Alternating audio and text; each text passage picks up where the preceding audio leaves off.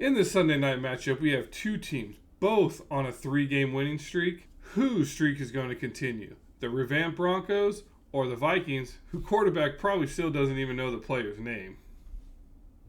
Join us as we break down this matchup in depth and help give you some critical analysis. Let us do all the heavy lifting so you can focus on making the best picks for your DFS lineups.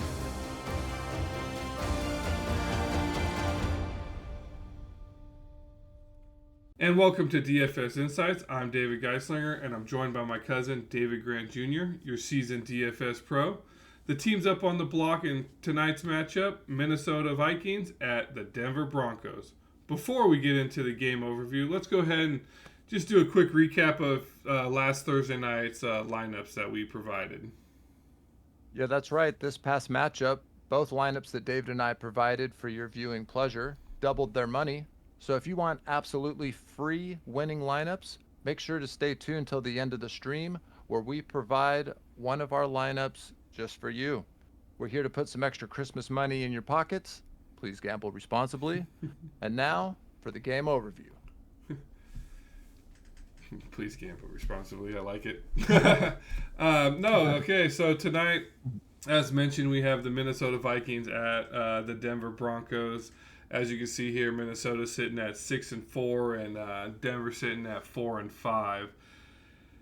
Well, those records don't seem too impressive. Minnesota is at 6-4. However, if you didn't know, they were actually at 1-4. So they're currently on a 5-game winning streak, and Denver is actually on a 3-game winning streak. So in reality, these teams are basically completely different from what they started off the season with, and how Minnesota, Kirk Cousins went out, so they just picked up from the Cardinals this Dobbs, aka Pastronaut. Uh, so yeah, and he's currently on a 2-game win streak. So can he make it 3?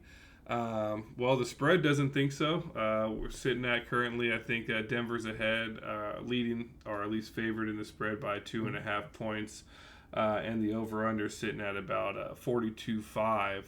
So, what do you see just on these, just breaking down these teams, as a matchup, not necessarily a player base, but just as a matchup perspective? Yeah, so as much as I don't want to start off by going with the player, I do just have to sprinkle in, are we starting to see some vintage Russell Wilson? I mean, over the past 3 games, he has 6 touchdowns and no interceptions. So, I think Sean Payton is finally figuring out, when a new coach comes in, you're not going to just become awesome overnight. So I think Russell Wilson is starting to feel comfortable now, and he's also playing extremely well, just like Josh Dobbs. So as much as as much as before we might have said that this matchup wouldn't be that exciting, I'm actually pretty interested in this game, to be honest. Yeah. Um, and as you mentioned, Minnesota's a completely different team at the moment. I mean, their star quarterback and one of the best receivers in football, if not the best receiver in football, is out injured, and I'm 99% sure he won't be playing in this game either. So, but Dobbs has stepped right in. Uh, you would never guess that he didn't know the system or anything. I mean, he's 34 pass attempts and 30 pass attempts in his the past 2 games. He's got 3 touchdowns and no interceptions, and he's rushed for a touchdown in both games that he's played for Yeah. Minnesota as well. So, and yeah, this is gonna be a pretty fun game to watch. Who knows what'll happen, especially after what we saw tonight between Cincinnati and Baltimore. You could have 10 of your best players on both sides all get injured and your whole season go out the window. So That no, that's any, that's true. anything could happen. But all right, I'll I'll get back to the game overview here. Um, so I could see this game. definitely being pretty run heavy. I think it's going to be a little run heavy. I see both teams, like you mentioned, Minnesota's on a 5-game win streak. Denver's on their winning streak. So one of those streaks has to end. I think both teams are fired up right now. Usually that leads to a competitive matchup. So, uh, and usually controlling the ball, uh, and controlling the ball is the way to do that. And both teams are not turning the ball over, and both being successful at running it. So I could see this game, the over under, believe written down Yeah, here, 42 and 42 and a half. 42 and a half. I could see it being under that. I could see this being a tough grind out game. The field, I'll have exposure to both kickers.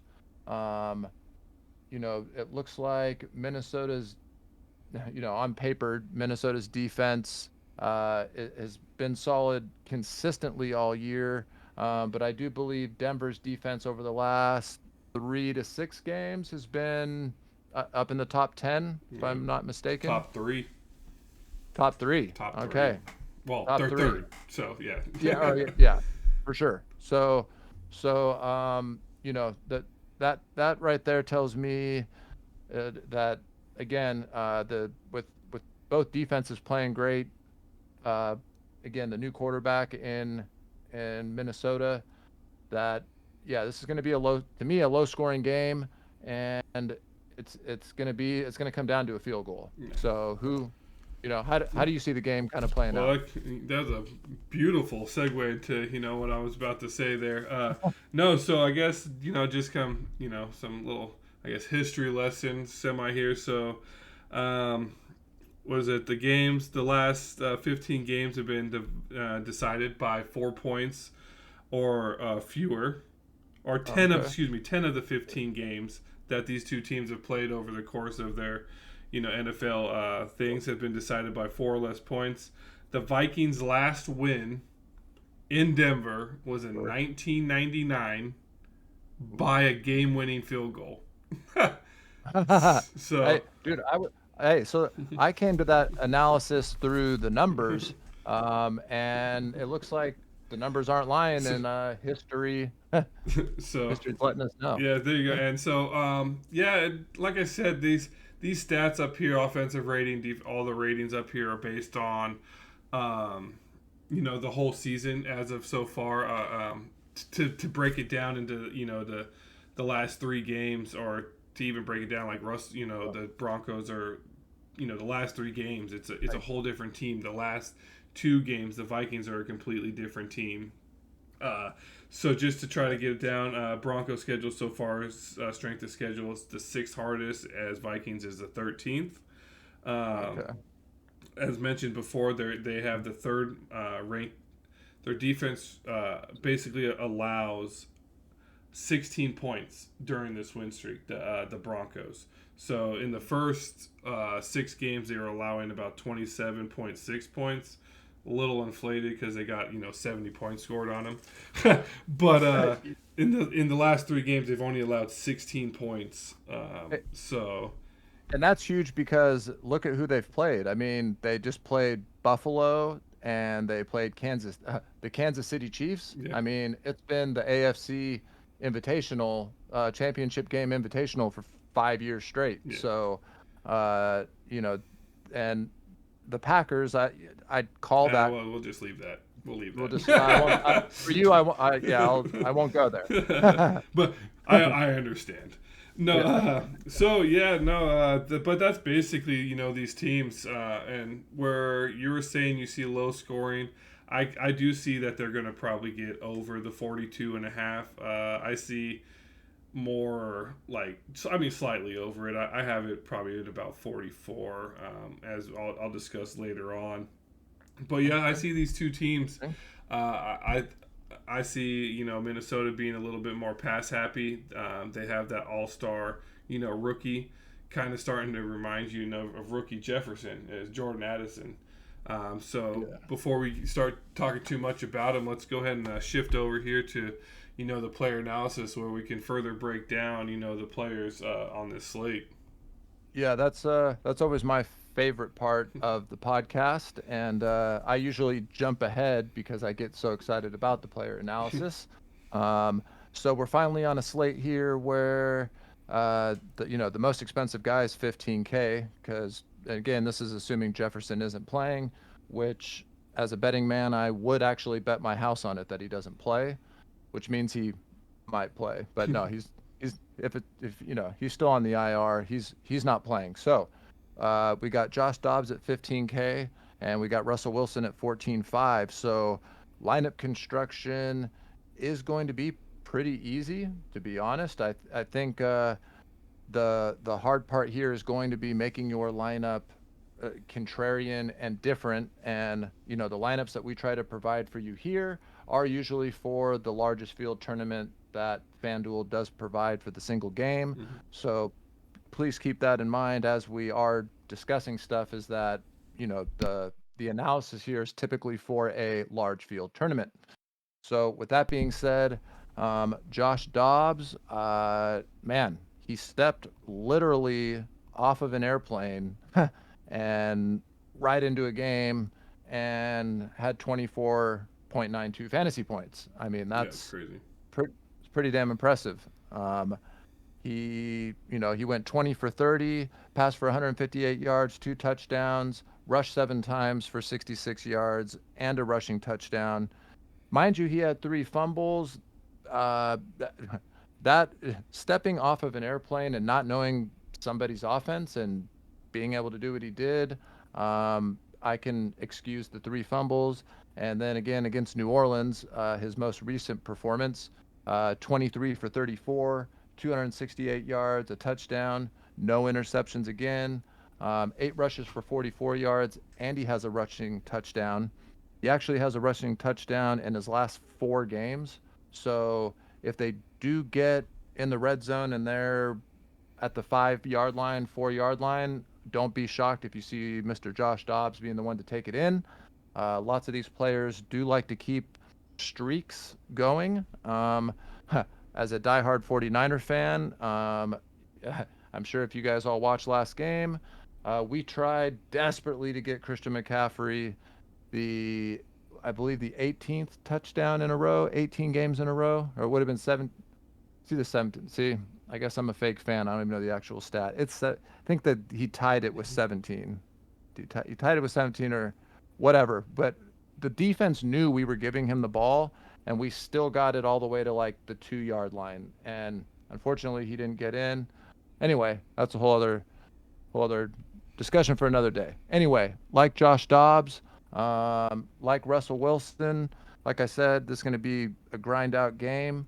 Um, we are going to be waiting on some injury news. So like Alexander Mattinson, the RB1 for Minnesota. He had a concussion and he's been practicing in a limited capacity. So we definitely want to keep our eye on that because if he isn't in, then Chandler is going to be a great play right below him. Um, and as much as I think this will be a low scoring game, I don't see myself having much exposure to the defenses. And again, I know the Broncos, over the past 6 games, 5 games, and whatnot, are the top 3 defense. I still, I still could see the kickers scoring more fantasy points than the defenses. So I will be leaning more towards that. Um, and the tight end, Mr. TJ Hawkinson from Minnesota. While he is questionable with the rib injury, it does look like he plans on playing. I will be overexposed to him at MVP just because to me he'll be probably the third or fourth lowest owned person at that position. So to try to differentiate myself from everybody else, I'm going to be a little bit heavier on Hawkinson at the MVP position. And yeah, that's kind of a brief and quick overview. How do you see some of these players shaking out here? Yeah, I agree. I would definitely keep an eye on the Jefferson news. It basically says they have until Saturday afternoon to bring him off the IR. I don't see him coming off the IR. I think Minnesota has been doing great with him, and the coach basically says it's up to him. So if he can go, if he feels he can go, he can go. Mm. You know, so hypothetically, if he did come back, what's the connection going to be like to Dobbs, right? So he hasn't Jefferson hasn't played. He is, a beast of a receiver, but coming off that hamstring injury, um, hamstring injury, and with a new quarterback who doesn't, he's learning the system, still, probably he's learning his name. I mean, he probably knows him, obviously, but as a joke. So, if he does play, does he play the whole time? Does he get a few snaps in just to get the feel for it? Like you mentioned, too, Dobbs, I'm going to probably have him the bulk of my MVP. It just seems like even in the last, even at the Cardinals, he's, was doing pretty decent. And coming into Minnesota, he seems to, without knowing the system, he's doing great. So I can only imagine. Yeah. And looks like he does have that run potential, 7-8 runs. And he looks like he's getting those rushing TDs as well as, a few passing TDs. So that's obviously what you're looking for. And being priced at $15K, I think that's kind of a steal there. However, being that as it is, he'll probably be pretty high owned in that MVP slot. Russell Wilson, the Broncos have been doing good. He has been, 6 TDs in 3 games. It's just I see them, at least how I'm going to be scripting it, as a more run heavy. I believe it was about 39% they run plays they do, but I can see them, just more of a run happy. Him and Cortland Sutton seem to be having the connection. I figured it would be Judy. Jerry Judy, but he seems to be leaning towards Sutton. So I'll probably have, if I did have, Wilson in, it would probably be a Sutton, with the stack there. Javonte Williams, I will be over-owned on him. Like as mentioned with Hawkinson, I believe basically he's the wide receiver 2 for the Minnesota Vikings. His target share is just insane, 15, 12, 9, 12, 8, 8. Yeah. So he's going to get targets. He is coming off. He did take a pretty nasty fall. He is a rib injury, but as far as I can see, every report say he's basically playing. Jordan Addison coming in, stepping up in Jefferson's shoes just well. So you don't really have too much to worry about there.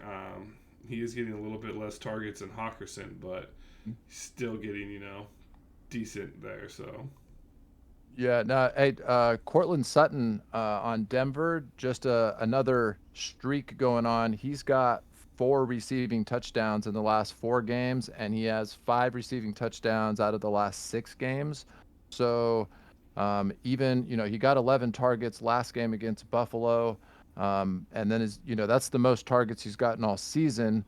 But even in games where he's only gotten 3 targets, it looks like he's a preferred red zone target. So definitely another player you're going to want in the mix. So speaking of that, he has 5 red zone targets in the past 3 games.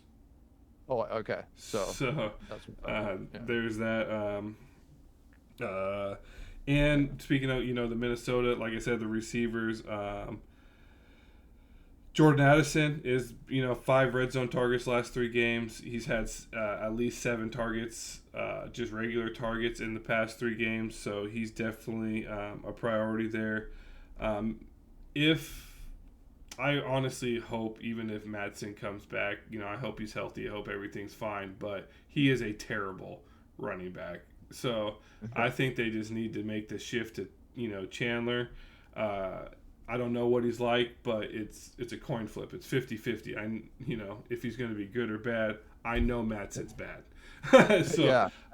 And he could re-injure himself when he gets in there. We saw, in the Cincinnati game, we just saw Joe Burrow. I mean, it wasn't re-injuring his calf. I guess he hurt his pinky finger or his wrist or something. But um, Odell Beckham, I know his shoulder had been bugging him besides his knee. I know Yeah. that that's been an issue, and he kind of re-injured his shoulder. That's been a problem.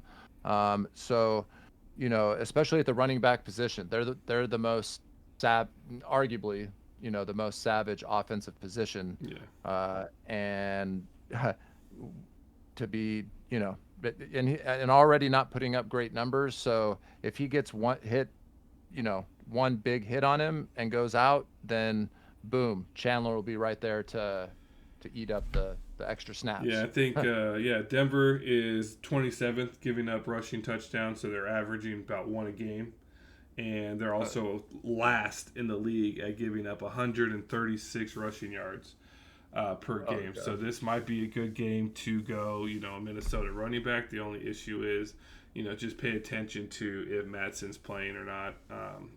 If he's playing, I would still probably, uh, fade him just because. Yeah, for But sure. You can do better for $1,000 less yeah, right below yeah. him. Yeah, coming down. The defenses. If I was to choose one, it'd be the Broncos. Like I said, they're averaging about giving up 16 points, and I believe they're averaging. They've had 5 takeaways in the last 3 games. Yeah. So that is thing. Scrolling down here to kind of the value plays. Me personally, I'd probably cut off here at Trotman, and even him, I might not utilize. I probably will be cutting off more at like KJ Osborne. I believe this will be his first game back after his injury, his concussion. So they'll have that wide receiver 3 with him. Yeah, don't sleep on Samanje Perine, because I had him in some of my lineups in the Buffalo game, and I believe he was 6,500 in that game instead of 7,000. Nonetheless, he's got some potential. If again, I'm just trying to he'll be super low owned. I believe he was like 4% or something like that. Yeah, So, I you just I know, just see this Jaleel McLaughlin guy he gets the more yeah, attempts, and he's also a lot in the Denver's running backs are heavily in the pass game as well, so keep that in mind yeah, yeah, there. for sure. But yeah, that's And basically the players here. So let's jump over here. Enough of us breaking down all the players and stuff. Let's jump over to your lineup here and see your thought process in developing this lineup.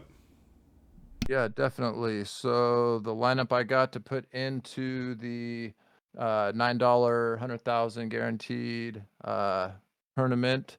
I got at MVP Mr. TJ Hawkinson.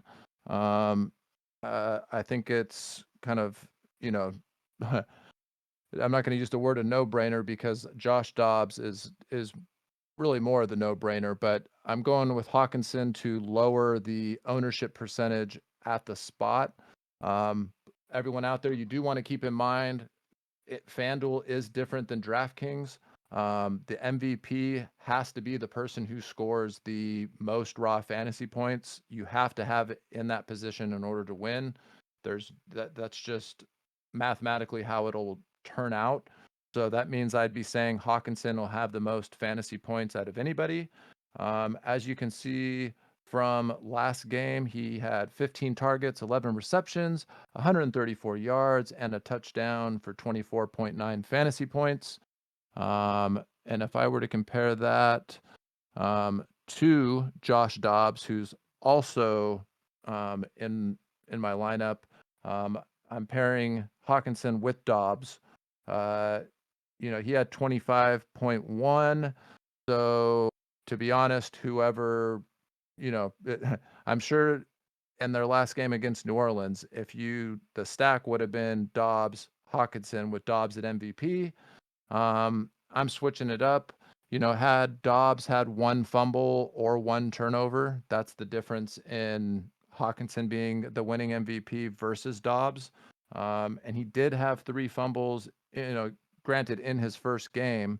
He still is learning the system, and he is going against a great defense. So the potential for a turnover definitely there. So that's what I'm going with TJ Hawkinson at MVP. Dobbs is, if I think Minnesota is going to win the game, which I, at this moment in time, believe they will, I got Dobbs, and then I'm coming down to Javonte Williams. I do believe this will be a run-heavy game, as I mentioned earlier in the podcast. So I can see Javonte Williams also having a great game.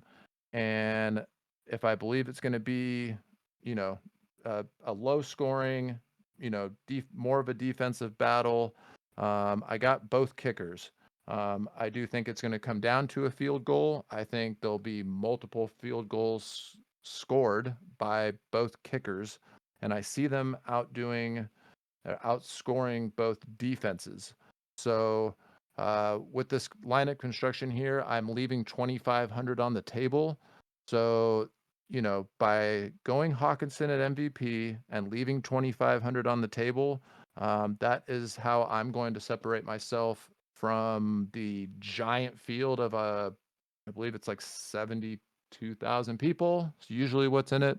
I know it changes here and there.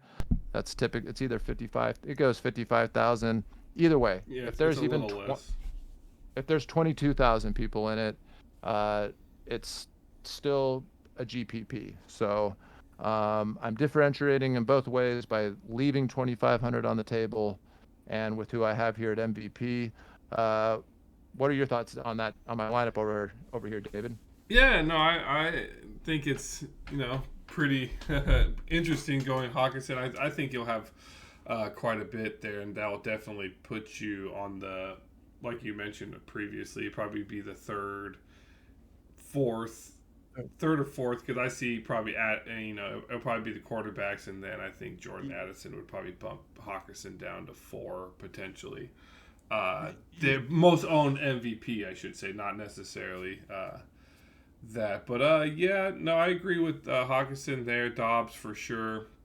Javonte Williams, I have my high hopes here too, and I'll break that down next here in my lineup. The kickers, I think, is a bold move. I think I see a little bit more points than probably you're seeing at this thing, but no, definitely I can clearly see this will probably be a lower owned lineup, being 2,500 on the table, and Hawkinson and both kickers too left. So yeah, if So, yeah, a lot. So, and then what I do, I usually make, typically 15 to 25 lineups, typically. And in that case, like when I really like a lineup, like how I really like this one, I'll make a second lineup, and I'm going to make just the one change where I'm going to put Dobbs at MVP, and and that'll be the only change. Hawkinson will come down into the flex. I'll put Dobbs at MVP, and that way, um, you know, let's assume that permutation is the one that takes first, even though it might tie with a bunch of people. I'm pretty sure that the next lineup will be tied for second just by making the one permutation. And now I have 2 lineups that made, deep money. So, um, don't be afraid to do things like that. Now it all depends on how many lineups you're making. If you guys out there, if you told me, hey man, I'm only making 4 lineups, then I would tell you to probably make 3 always make what you think is your best lineup, regardless of anything. Just straight up what you think is the best. Then make a lineup that is going to be more contrarian, and then make a lineup of of the other team winning. So that way, as you're watching the game, you never know how the game's going to unfold, and that way, instead of just going 4 Minnesota players and 1 Denver in every lineup and keeping mainly the same people, it's like, well, if you win, awesome, you win a lot, but if you lose, you're going to lose, lose your whole bankroll if you're using it. Bankroll management's a whole nother podcast. Um, but yeah, to keep the game exciting and entertaining. Again, it's all, I could talk for hours and hours about game theory and that type of stuff. So anyway, yep, that's the lineup I got. What's your lineup looking like, David? So quite different. I think I'm leaning more towards the chalkier side, and you can clearly see with just zero salary left on the table here.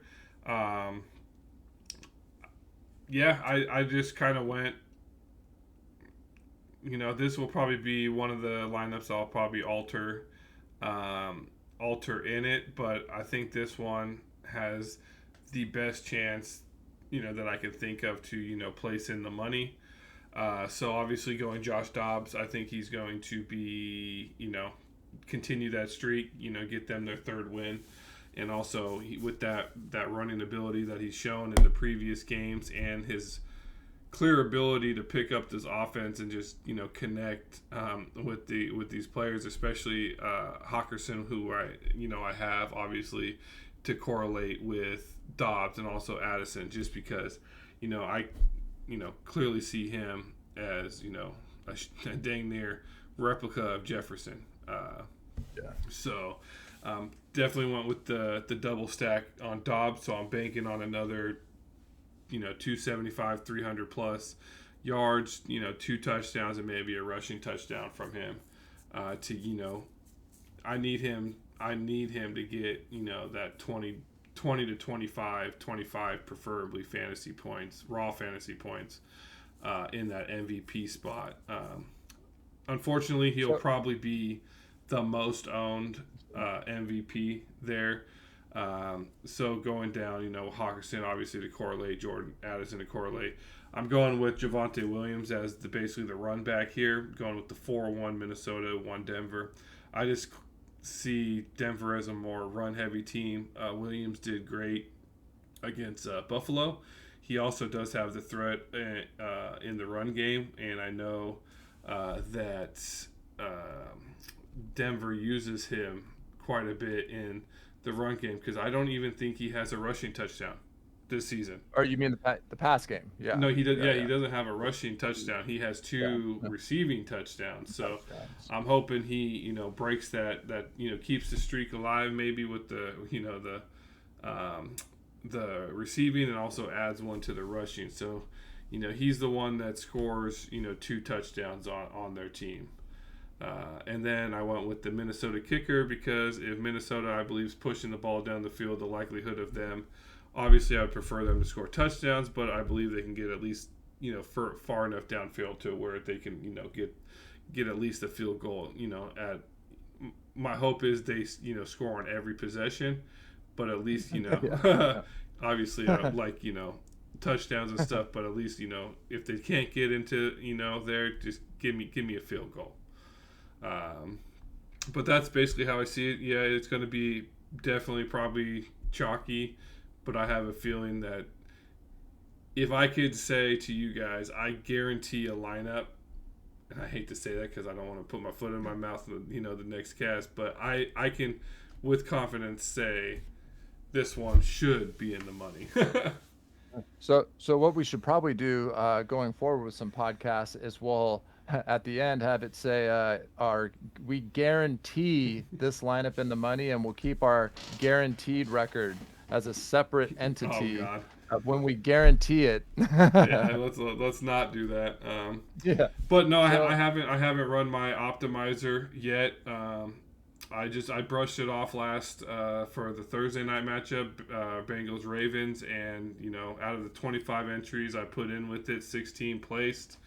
So nice. I'll do a few little tiny tweaks here and there, because I don't want to tweak it too much, because I don't trust the results, being that game was just weird with all the injuries. That game should have played out a whole lot differently than it did. So I'm going to do probably the same thing here, put in another 25 with my optimizer, and then maybe once I get that thing up and running, I can give you guys not only one of these handcrafted lineups for the the showdown, but also an optimizer lineup going forward. Which again, this optimizer is not for sale and not for anyone else's use. You Oh yeah, cannot find this anywhere. Yeah, let's make sure that the viewers know that this is there's no website you're going to. It's one that you spent quite a long time hand building and hand building the optimizer. oh So yeah, yeah. going for, It's my own optimizer. It's just an Excel oh, it's optimizer. legit. Yeah, it's Legit. nothing fancy, but I know how to operate it. I had some help with ChatGPT to help me with the formulas and things like that. But it's basically all the information that I want to put in, and I assign values to it to give me, and it basically gives me 100,000 random lineups, and then I separate it and things like that, and it's based on projections and numbers that I put in. So maybe later on, once it's finalized and we get bigger or whatever, maybe I can put it out and do a public test, a beta test or something. But for right now, it would just be yeah But in the background. I think your lineup here. The first thing that comes to thought is we talked about how Denver's defense right now is playing, as a top 3 defense. So are you believing more in Minnesota's offense, or are you not believing in Denver's defense by going the 4-1 Minnesota here, and kind of the game script that you envision playing out? Yeah, see, it's tough. That's the sad thing is that's a really great freaking question. Because I'm looking back at the 3 games that Denver, right? Green Bay, Kansas City, Buffalo. Green Bay, 3-6. We're having a terrible time. We can't score any points. Our defense is, a coin flip if we show up. So Green Bay, they should have won that game for sure. Kansas City, how they're still winning, I have no idea. Mahomes is a beast and Kelsey's a beast, but really there's no one else on that team. Maybe Pacheco as the running back, he's getting here and there, but there's no receivers. Mahomes is, basically he's, Mahomes and Kelsey said, hop on my back, I'm carrying you guys. So as long as they're doing good, I can see them getting beat, but they do have a solid team. So I'll give, Denver their, roses there that they beat them. But Buffalo, they're terrible. So True. Yeah, that's fair. as we always say, and it did come down to the game-winning field goal that they got lucky that Buffalo basically lost the game because they had 12 people on the field. I get that, but that's what I'm saying. Buffalo is just terrible. Right there. So yeah, I mean, they just fired their offensive coordinator. So oh wow, I mean, nice. So, yeah. Oh, dude, that's how wild things are in Buffalo right now. Yeah, you have, well, that's a tangent, but anyways, I see Minnesota being a better team, and for sure. Yes, Denver does have a solid defense, but I just think. And I hate saying this because it's Minnesota and they're in our division, but I think Minnesota, they've always had a good team. It's just they always figured out a freaking way to lose. I think last season they had the highest point differential, or it was crazy. Like they always lost the game by like 3 points or something, and it was always because their kicker missed a field goal or something. It was insane. Yeah. So they do have a solid team. Dobbs seems to be looking pretty solid. So maybe he shouldn't learn their names. He seems to be doing pretty good with it. But no, I see him as the better team in this matchup, and I think they'll overpower that defense. So I'm glad to hear that analysis by taking it the one step further, because some people might gloss over things and just go, oh man, they're a top 3 defense and XYZ. But if you look a couple steps deeper, as you just did, it does, like you said, I think their Denver's defense is fake number 3. So it it might be passing the test on paper at the moment, but the eye test and just the season long test says otherwise. So, I agree with you on that. I think your the lineup that you have is great for like a single entry tournament. As you know, I'm a Yeah. big fan of those. That's something you can definitely go chalkier on, and everyone's only putting in one lineup. But yeah, so Yeah. let us know, yeah, to kind of get us back on track here. So let us know what you guys think of our our lineups here that are up on the screen here. So drop a like, drop a comment. Let us know, hey, potential, your lineups, or what you don't like about our lineups, what you think we should do. We always look forward to answering or responding to your guys' comments. If you have any questions, just make sure you hit that like, subscribe, notification bell, so you don't miss these breakdowns here. Yep, and again, last week both lineups doubled the money, so here they are for free yet again. Take advantage of it. Get some extra Christmas money in your pockets, and don't forget to look in the description. We have a 100-person tournament. It's absolutely free to enter. Just click the link that is in the description. That will take you over to the tournament. Put in what you think your best lineup is, and if you happen to beat my lineup and David's lineup, as well as take first place, all you have to do is just take a photo, show us proof that you like the video, subscribe to the channel, and I will personally Venmo you $100. And that's another way to make some extra money for free. And thank you guys for checking out the pod. Nice, nice. Well, before we take off, let's do our famous predictions here. So, your MVP and your value pick. So my MVP is going to be Josh Dobbs. I mean, I know in my lineup I have Hawkinson. Again, the thought process behind that is a large field GPP, but who I'll be having the most exposure to and who I think will be most likely to be the highest fantasy point scorer is going to be Josh Dobbs. He's just playing phenomenal football. He stepped in and just things seem to be going great for him even all season. So I got him as my MVP.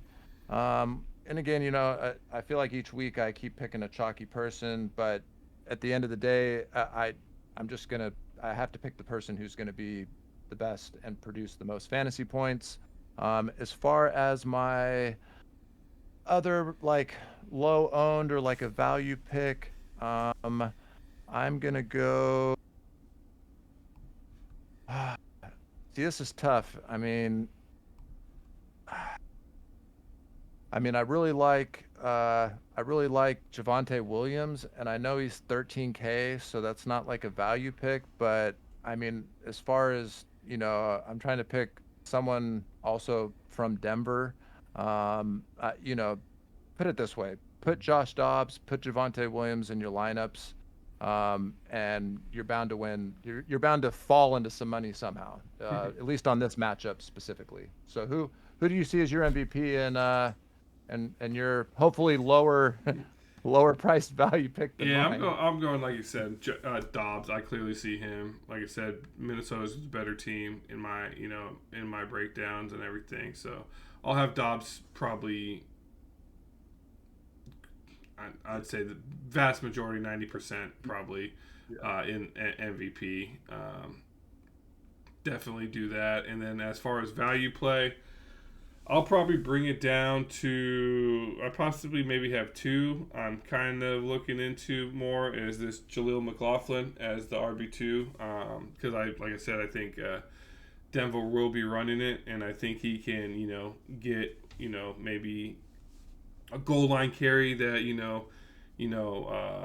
was it Javante runs him down, trips and falls on the goal line, and he's gassed out, and they bring in this guy to snake the touchdown or whatever. Or Yeah.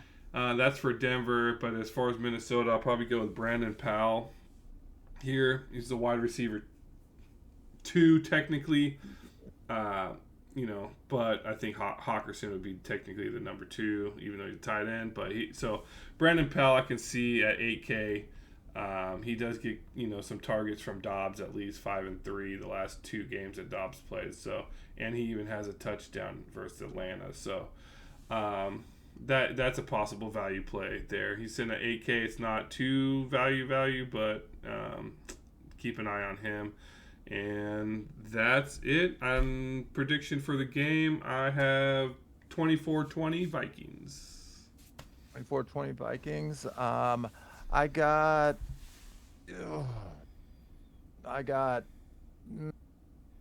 17-13 Vikings. 17-13 Vikings. All right, and with that, thanks for staying tuned. Make sure you hit that like, subscribe, comment down below.